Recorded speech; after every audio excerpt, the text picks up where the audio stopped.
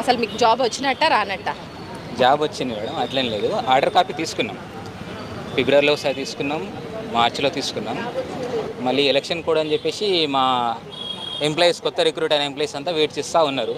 So మేము ఏం జరుగుతుందని తెలుసుకుందామని చెప్పేసి డిఎస్ఎస్ భవన్కి 2-3 సార్లు వెళ్ళాము. ఒకసారి ఒక సొసైటీ సెక్రటరీ సార్తో కూడా మాట్లాడాము. సారు ఎలక్షన్ కోడ్ ఉంది కదా, ఎలక్షన్ కోడ్ తర్వాత ప్రాసెస్ స్టార్ట్ అవుతుంది అని చెప్పేసి మాకు ఒకసారి అష్యూరెన్స్ అప్పుడు ఇచ్చారు. కానీ ఓవరాల్గా ఇచ్చారు.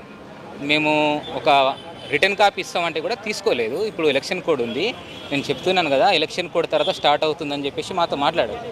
తర్వాత మళ్ళీ వెళ్ళాము, ఎలక్షన్ కోడ్ తర్వాత మళ్ళీ వెళ్ళాము, డిఎస్ఎస్ భవన్కి వెళ్ళాము. అక్కడ మేము కలుసుకోలేకపోయినాం. మార్నింగ్ 8-9 ఓ క్లాక్ వెళ్ళి ఈవినింగ్ 6 ఓ క్లాక్ దాకా వెయిట్ చేసాము మేము అక్కడ. సో మాకు అక్కడ ట్రిబ్యూనల్ సెక్రటరీతో కానీ మాకు చైర్మన్తో ఎవరితో మాకు అపాయింట్మెంట్ దొరకలేదు.